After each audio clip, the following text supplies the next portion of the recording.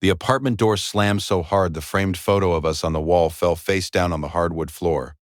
I didn't pick it up. "You're taking nothing," Jennifer said, her voice steady in a way that scared me more than if she'd been screaming. "The furniture stays. The kitchen stuff stays. The car stays. You leave with what you came in with." I had come in with a backpack and a dream 15 years ago. "Jennifer, we can be reasonable about..." Reasonable? She laughed, but there was no humor in it. "You want to talk about reasonable? You've been sleeping with your business partner for 8 months. 8 months, Michael. In our bed. In our house." I couldn't argue with that. I left that night with 2 suitcases, the clothes I could grab in 30 minutes and the $340 in my wallet. The car I'd bought with her parents' help 6 years ago stayed in the driveway. The house we'd renovated together stayed behind those doors. The life we'd built was suddenly hers alone, and I was standing on the sidewalk in November cold with everything I owned fitting into the trunk of a cab.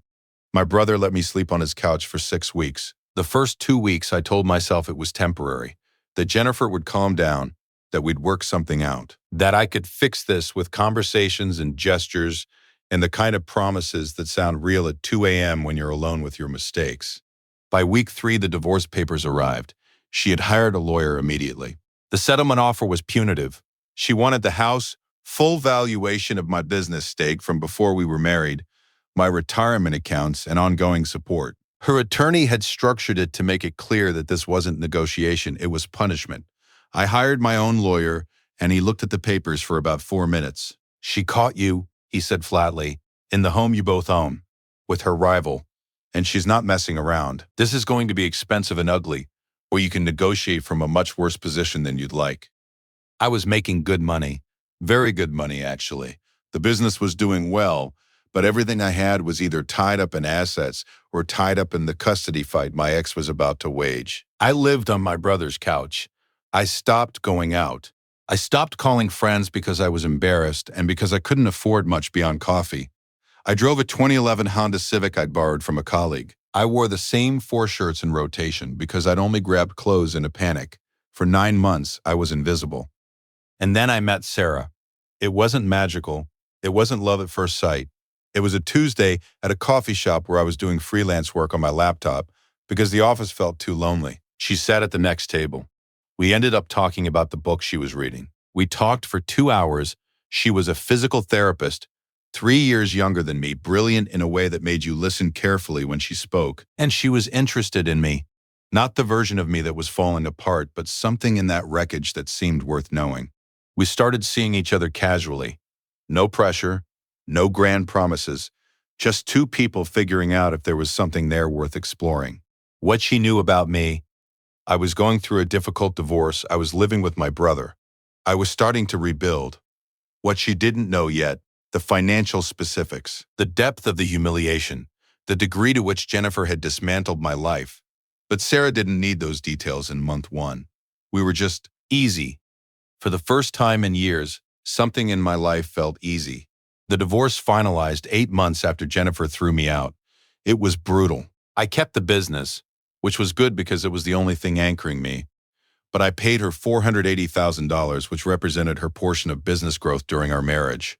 I paid her ongoing spousal support of $3,200 per month for 5 years. And I gave her the house, which we sold, and she walked away with $340,000 from the equity. In total, I gave her approximately $680,000 and years of monthly payments. My lawyer said I'd negotiated reasonably given the circumstances of my infidelity, that if I'd fought harder, it might have been worse. After the dust settled, I had rebuilt enough to breathe. I'd saved some money by then. I'd gotten promoted. The business had grown in spite of everything. I was able to move out of my brother's place into a 1-bedroom apartment. Sarah had been there through most of it, asking the right questions and never pushing me to be further along than I was. She'd met my brother. She'd met a few of my friends. We were building something real. 9 months after the divorce was final, I bought a car. Not a fantasy purchase, a 2019 BMW 3 Series. Reliable, professional, a car I could be proud of. It took me 4 months to save the down payment, but I wanted it to be mine and mine alone. I remember driving it home from the dealership feeling like I'd reclaimed some small piece of dignity. A week later, Sarah and I went to dinner at a restaurant we'd been planning to try. Nice place. Upscale. The kind of place you get dressed for. We were waiting for our table, standing near the bar, and Sarah had her arm around mine. I was happy. Genuinely uncomplicated happy. Then I saw her. Jennifer was 3 tables over, sitting with her new husband, the one she'd started dating about 4 months after I left. They looked affluent. They looked settled. She was wearing an engagement ring that caught the light when she reached for her wine glass. Our eyes met for maybe 2 seconds. That's when she saw Sarah. Young, beautiful, confident Sarah, in a black dress, leaning against me like I was exactly where she wanted to be. Jennifer's face did something I'd never seen before. Her expression cracked. For just an instant, I could see something underneath. Not anger, not disgust, but something closer to shock, to the realization that I hadn't just survived the wreckage, I'd rebuilt. She looked away first. The rest of the evening, I was hyper-aware of her presence 3 tables away. But I didn't focus on Jennifer. I focused on Sarah, on her laugh, on the way she listened when I spoke, on the fact that she was here, with me, and she wanted to be.